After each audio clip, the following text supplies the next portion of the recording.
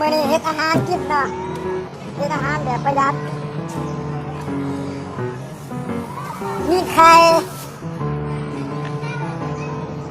มีเว้นแบบนี้มีไว้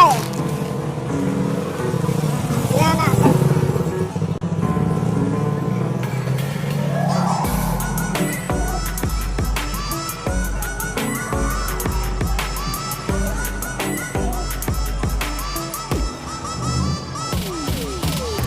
ช่วงนี้เศรษฐกิจผิดเครื่องต้องกินหลวกมี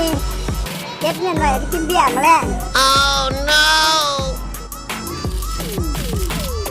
เดี๋ยวเราพอก่อนเศรษฐกิจผิดเครื่องซอยจะเป็นอะไรกินมีไว้ไข่ซีนไว้แล้วก็มีอย่างเห็ดกินมีเอาเบียร์ไว้ เอาเงินไปซื้อเบียร์มาแล้ว Wow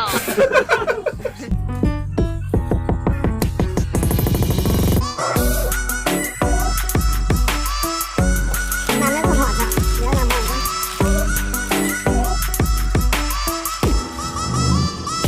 ต้องอาบแห้งก่อนจะเป็นอะไรกินมี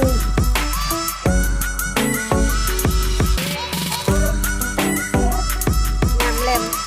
พ่นแล้วแต่ที่ไปสักห้องอยู่แล้วเอามาแล้วอาหารเกิดอาหารเสาร์แล้ว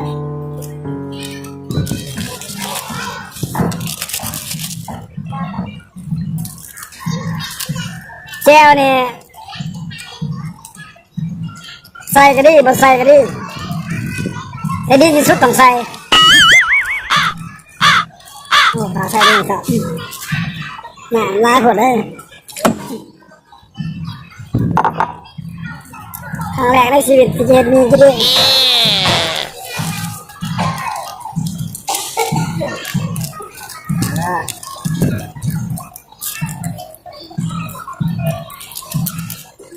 ไม่มีที่แปลว่าอะไร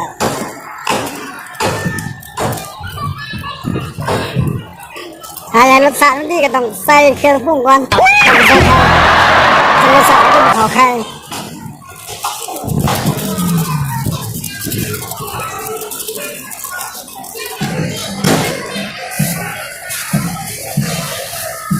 ต่อไปต้องใส่ไข่เกินไข่เบอร์3กินไข่ใหญ่วันนี้ก็พักเด้อต้องเอาเบอร์3 Wow ปั๊บไข่ป้องเขาจะได้โอ้อะไรหน่อยที่หนึ่ง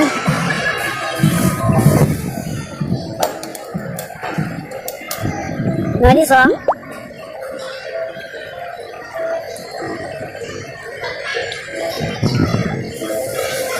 ตามไปหน่อยที่3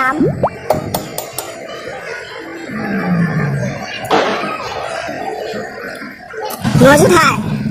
คือหน่วยที่4กินเริ่มหอมแล้วว้าวหน่วยที่4จบเ4เปลือกน้องมาทิ้งข้าม1,500แล้วนี่ข้ามมาวัดศาสตร์โอ้หน้าตาไม่ได้กินเลยยาจะให้เบิ่งได้หน้าตาไปเลยเดี๋ยวนะเบิ่งนะบวงทำไมถึงว้าวสกปรกไปเลยบ้างอุ้ยหน้าตาอะไรเดี๋ยวใส่เบิ่งหน้าตาเลยหน้าตามีเป็นหน้าตาจะคล้องเป็นยังไง Wow หน้าตามีเป็นยังไงนี่คืออาหารมีลวก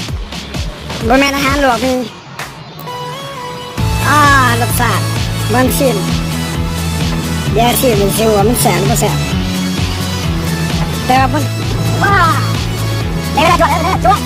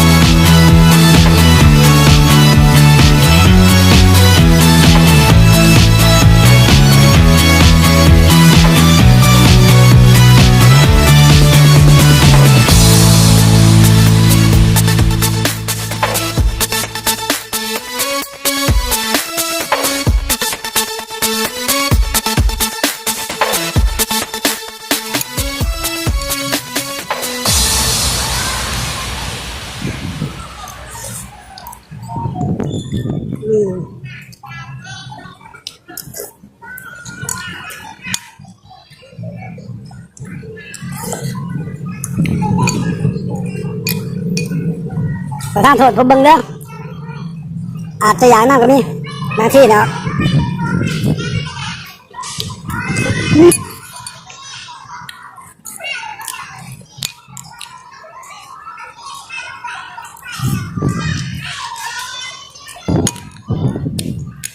หิวแห้ง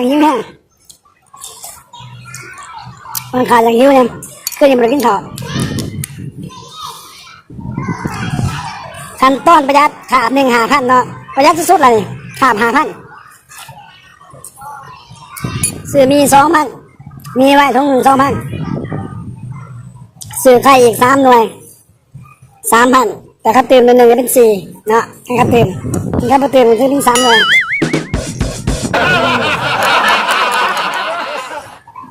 ประหยัดสุดเกียรติเด้อขาบ5,000เลยหาไปเห็นได้บ่อยนะยากละบ๊ายบายตั้งใจกินก่อน